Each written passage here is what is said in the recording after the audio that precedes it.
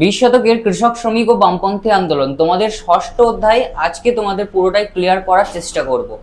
এই অধ্যায় থেকে তোমাদের যে ছোট ছোট বিষয়গুলো মাথায় রেখে এই অধ্যায়টা কমপ্লিট করতে হবে সেইটা তোমাদের ধারণা দিয়ে দেবো, এবং কিছু প্রশ্ন এই অধ্যায় থেকে যেগুলো গুরুত্বপূর্ণ আছে, এই অধ্যায় এমনিতেও তোমাদের জন্য অত্যন্ত গুরুত্বপূর্ণ, কারণ আগের বছর তোমাদের এই অধ্যায় থেকে কোনো প্রশ্ন আসেনি, সেহেতু এই অধ্যায় থেকে এই বছরের প্রশ্ন আসার চান্স 95%।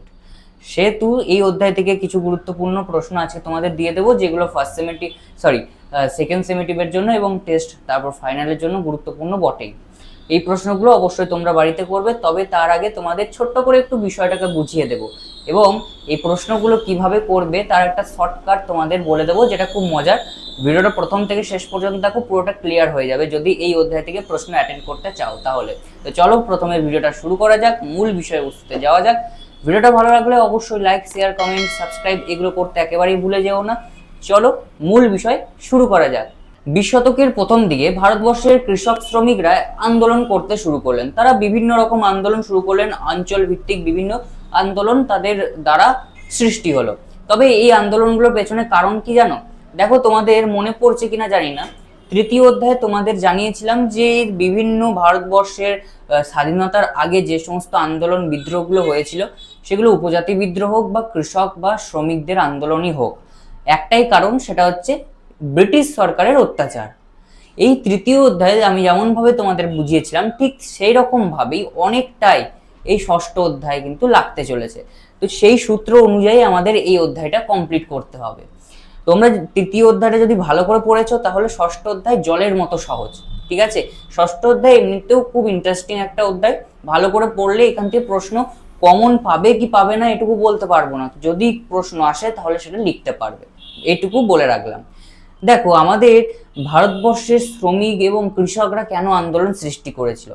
খাজনা বৃদ্ধি, তাদের এমনিতেও যে পারিশ্রম সেটা বেগাশ্রম খাটানো হতো, ঠিক আছে, পারিশ্রম দেওয়া হতো না, এমনই তাদের ওপরে বিভিন্ন কর চাপানো হতো, বেশি পরিমাণে কর আরোপ করা হতো। এগুলোর আস্তে আস্তে এগুলোর জন্যই আমাদের ভারতবর্ষের কৃষক শ্রমিকরা বিভিন্ন আন্দোলন করতে থাকলো। কিন্তু এই আন্দোলনের পেছনে আমাদের কিছু পলিটিক্যাল পার্টি, যেমন কমিউনিস্ট পার্টি, ঠিক আছে, কমিউনিস্টরাও কিন্তু আমাদের আন্দোলনে লিপ্ত হয়েছিল, কৃষকদের শ্রমিকদের অনেকভাবে সাহায্যও তারা করেছিল। তাহলে আমাদের এই অধ্যায় থেকে পড়ার বিষয় কোনগুলো? আমাদের এই অধ্যায় থেকে পড়ার বিষয় হচ্ছে তিনটে বিষয়, যেটা খুব গুরুত্বপূর্ণ। এক, কৃষকদের আন্দোলন; দুই, শ্রমিকদের আন্দোলন; তিন, বামপন্থীদের আন্দোলন। এই তিনটে বিষয় আমরা যদি এই অধ্যায় থেকে ভালো করে আয়ত্ত করতে পারি তাহলেই আমাদের এই অধ্যায়ের পড়া কমপ্লিট। ঠিক আছে, একেবারে পুরো শর্টকাট ভাবে বলছি, এই অধ্যায় থেকে আমাদের এই তিনটে টপিক খুব ভালোভাবে জেনে নিতে হবে, আর এই তিনটে টপিকের জন্য তিনটে প্রশ্ন করলে আমাদের কিন্তু এই তিনটে টপিক কমপ্লিট। তো তিনটে প্রশ্ন দেখতে লাস্ট অবধি থাকো। কি এবার দেখো, আমাদের ভারতবর্ষের বিহার, বাংলা, উড়িষ্যা, ঝাড়খণ্ড এই সমস্ত অঞ্চলগুলিতে, ঠিক আছে, এই সমস্ত অঞ্চলগুলিতে কৃষক আন্দোলনগুলি আরো জোরদার হতে থাকলো। সেই সময় দেখা গেল আমাদের শ্রমিকদের আন্দোলন, যে শ্রমিকরাও আন্দোলন সৃষ্টি করেছিল, শ্রমিকদের আন্দোলনটা কিছুটা দমিত হয়েছিল। সেটা জমিদারদের কারণে হতে পারে এবং আমাদের ব্রিটিশ সরকারের কারণেও হতে পারে। এবার সেই সময় শ্রমিকদের আন্দোলনটা কিছু দমিত হলেও কৃষকদের আন্দোলন কিন্তু হাই লেভেলের ছিল। কৃষকরা তাদের বিভিন্ন আন্দোলন, বিভিন্নভাবে তারা আন্দোলনটাকে এগিয়ে নিয়ে যাচ্ছিল। ঠিক আছে, আমরা এই অধ্যায় যখন পড়ব বিভিন্ন সত্যাগ্রহ পাবো। চম্পারণ সত্যাগ্রহ রয়েছে, আহমেদাবাদ সত্যাগ্রহ রয়েছে, খেদা সত্যাগ্রহ আন্দোলন রয়েছে, ঠিক আছে, এই যে সত্যাগ্রহগুলো আমরা এই অধ্যায় থেকে পাবো। বিভিন্ন বিভিন্ন যে সত্যাগ্রহগুলো কোথায় হয়েছিল এগুলো কিন্তু ম্যাপ পয়েন্টিংয়ে তুলে দিতে পারে, খুব চান্স বেশি।